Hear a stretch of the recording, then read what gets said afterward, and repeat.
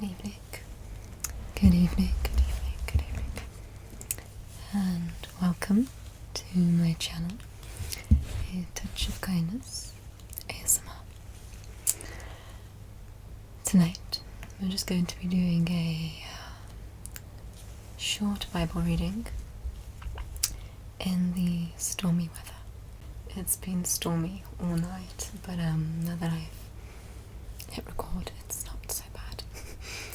But I know that some people find the sound of rain and wind relaxing, comforting, especially when you're all snug in bed. So hopefully this video is relaxing, comforting, and just a reminder of the Lord's Word. On my channel and over the next week, I'm going to be looking at the theme of kindness, which is fitting to my channel's name.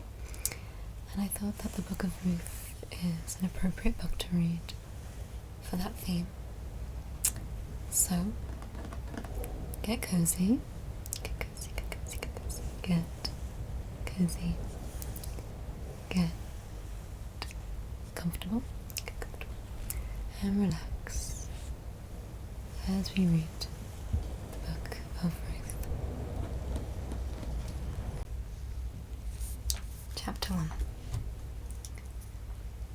In the days when the judges ruled, there was a famine in the land, and a man from Bethlehem in Judah, together with his wife and 2 sons, went to live for a while in the country of Moab. The man's name was Elimelech, it might not be.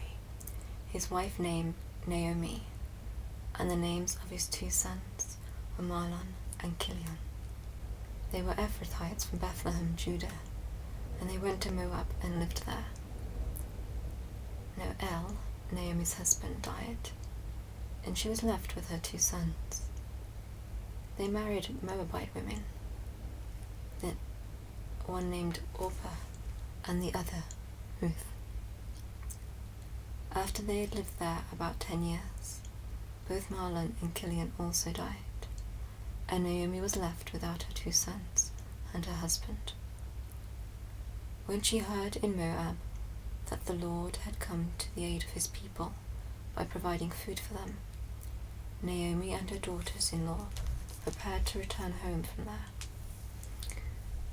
With her 2 daughters-in-law, she left the place where she had been living and set out on the road that would take them back to the land of Judah. Then Naomi said to her 2 daughters-in-law, "Go back, each of you, to your mother's home. May the Lord show kindness to you, as you have shown kindness to your dead and to me.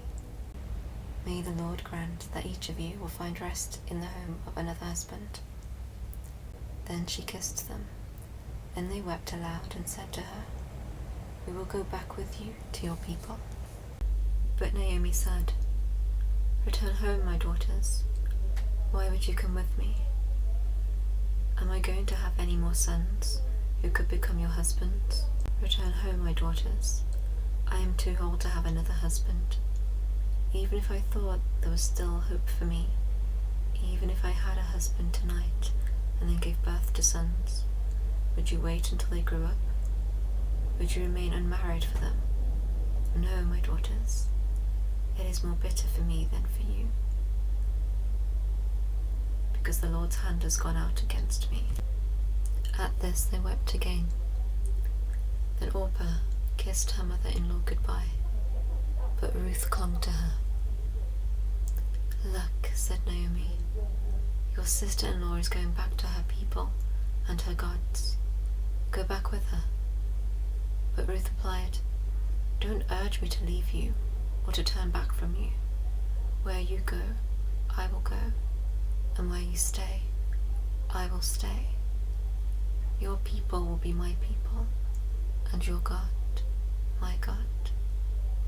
Where you die, I will die, and there I will be buried. May the Lord deal with me, be it ever so severely, if anything but death separates you and me." When Naomi realized that Ruth was determined to go with her, she stopped urging her. So the two women went on until they came to Bethlehem. When they arrived in Bethlehem, the whole town was stirred because of them. And the woman exclaimed, "Can this be Naomi?" "Don't call me Naomi," she told them. "Call me Mara, because the Almighty has made my life very bitter. I went away full, but the Lord has brought me back empty. Why call me Naomi? The Lord has afflicted me. The Almighty has brought misfortune upon me." So Naomi returned from Moab, accompanied by Ruth the Moabitess, her daughter-in-law, arriving in Bethlehem as the barley harvest was beginning. Chapter 2. Now Naomi had a relative on her husband's side, from the clan of El, a man of standing, whose name was Boaz. And Ruth the Moabitess said to Naomi, "Let me go to the fields and pick up the leftover grain behind anyone in whose eyes I find favor." Naomi said to her, "Go ahead, my daughter." So she went out and began to glean in the fields behind the harvesters. As it turned out, she found herself working in a field belonging to Boaz, who was from the clan of El. Just then Boaz arrived from Bethlehem and greeted the harvesters. "The Lord be with you." "The Lord bless you," they called back. Boaz asked the foreman of his harvesters, "Whose young woman is that?" The foreman replied, "She is the Moabitess, who came back from Moab with Naomi." She said, "Please let me glean and gather among the sheaves behind the harvesters." She went into the field and has worked steadily from morning till now, except for a short rest in the shelter. So Boaz said to Ruth, "My daughter, listen to me. Don't go and glean in another field, and don't go away from here. Stay here with my servant girls. Watch the field where the men are harvesting, and follow along after the girls. I have told the men not to touch you, and whenever you are thirsty, go and get a drink from the water jars the men have filled." At this, she bowed down with her face to the ground. She exclaimed, "Why have I found such favor in your eyes that you notice me, a foreigner?" Boaz replied, "I've been told all about what you have done for your mother-in-law since the death of your husband, how you left your father and mother and your homeland and came to live with a people you did not know before. May the Lord repay you for what you have done.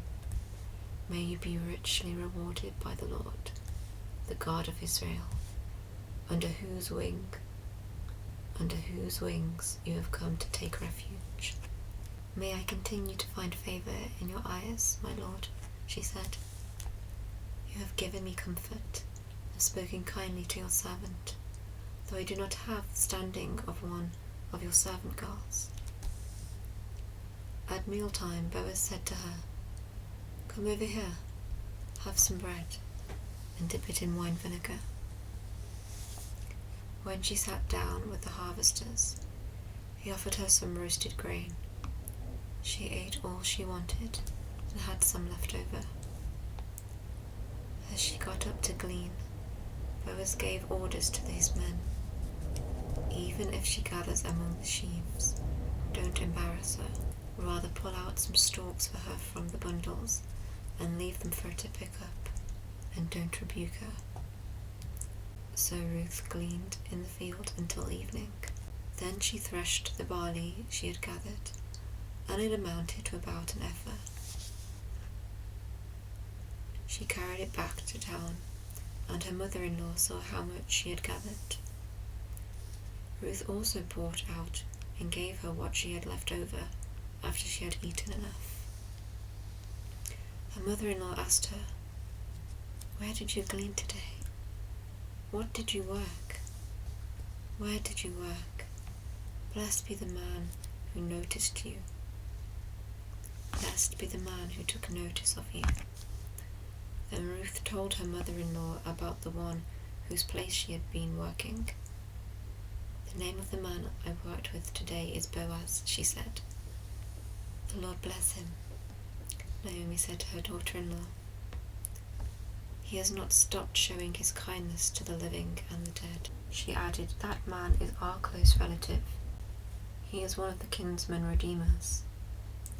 Then Ruth the Moabite said, "He even said to me, 'Stay with my workers until they finish harvesting all my grain.'"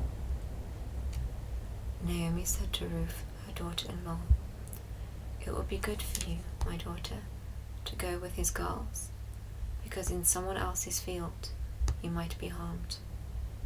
So Ruth stayed close to the servant girls of Boaz to glean until the barley and wheat harvests were finished, and she lived with her mother-in-law.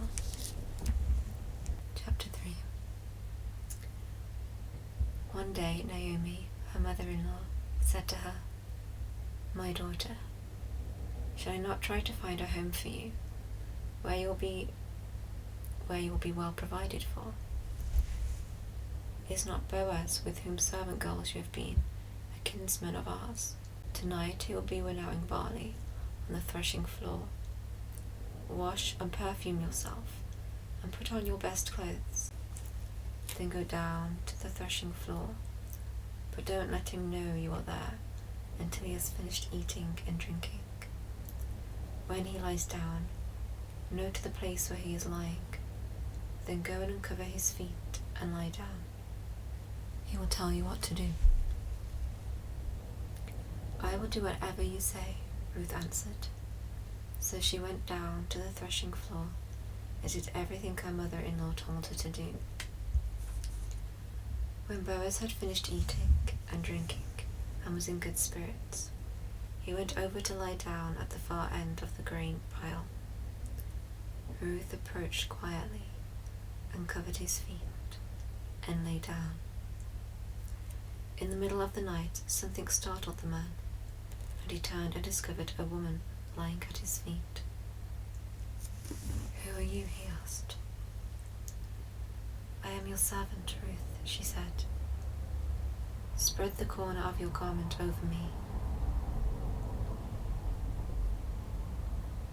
since you are a kinsman redeemer." "The Lord bless you, my daughter," he replied. "The kindness is greater than which you showed earlier. This kindness is greater than which you showed earlier. You have not run after the younger men, whether rich or poor. And now, my daughter, don't be afraid. I will do for you all you ask. All my fellow townsmen know that you are a woman of noble character. Although it is true that I am near of kin, there is a kinsman redeemer nearer than I. Stay here for the night, and in the morning, if he wants to redeem, good, let him redeem. But if he is not willing, as surely as the Lord lives, I will do it. Lie here until morning." So she lay at his feet until morning, but got up before anyone could be recognized, and he said, "Don't let it be known that a woman came to the threshing floor." He also said, "Bring me the shawl you are wearing and hold it out." When she did so, he poured into it 6 measures of barley and put it on her. Then he went back to town. When Ruth came to her mother-in-law, Naomi asked, "How did it go, my daughter?" Then she told her everything Boaz had done for her, and added, "He gave me these 6 measures of barley, saying, 'Don't go back to your mother-in-law empty-handed.'" Then Naomi said, "Wait, my daughter, until you find out what happens, for that man will not rest until the matter is settled today." Chapter 4. Meanwhile, Boaz went up to the town gate and sat there. When the kinsman redeemer he had mentioned came along, Boaz said, "Come over here, my friend, and sit down." So he went over, and he sat down. Boaz took 10 of the elders of the town and said, "Sit here." And they did so.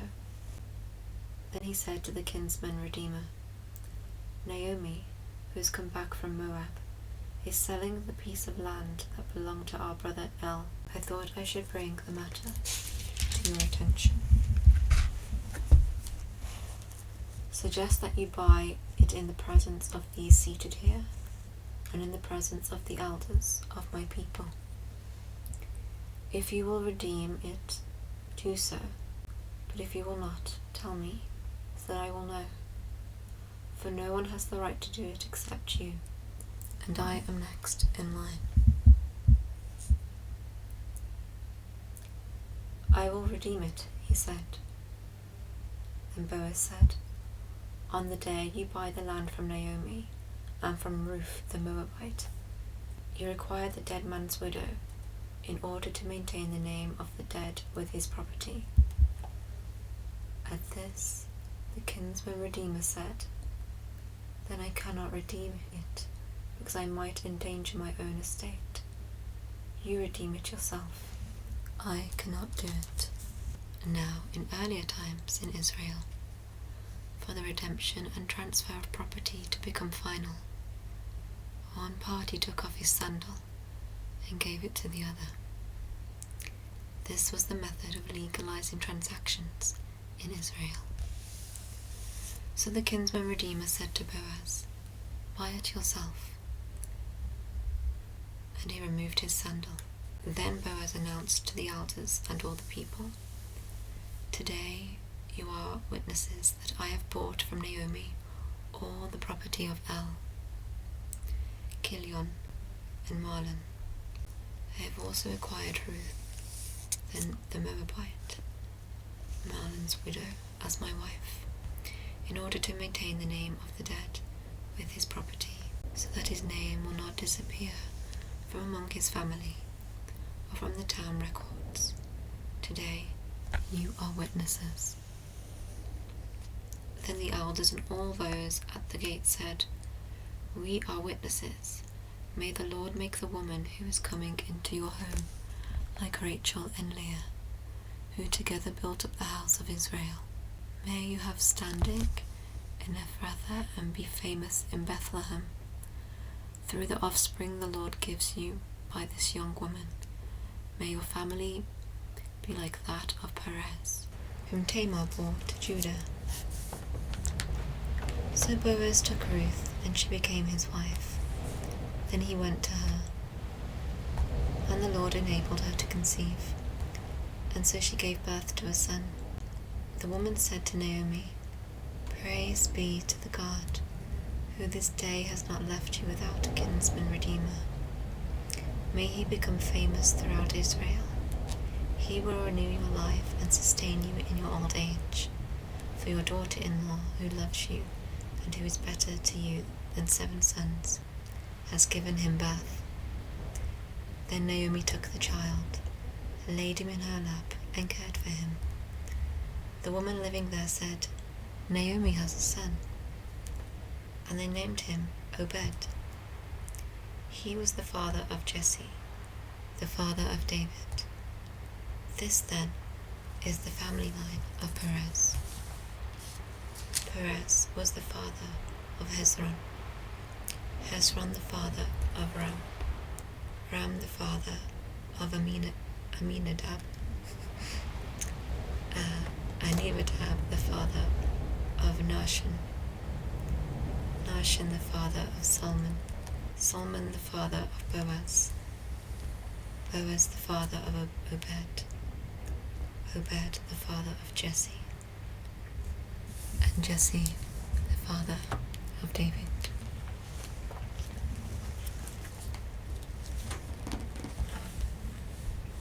That is the book of Ruth. Only 4 chapters, but just in that small story, that small we see the lineage be born, and we see so much kindness, we see provision, God's provision. And it's a very powerful story, I think. We see the strength and the faithfulness of Ruth, and obedience.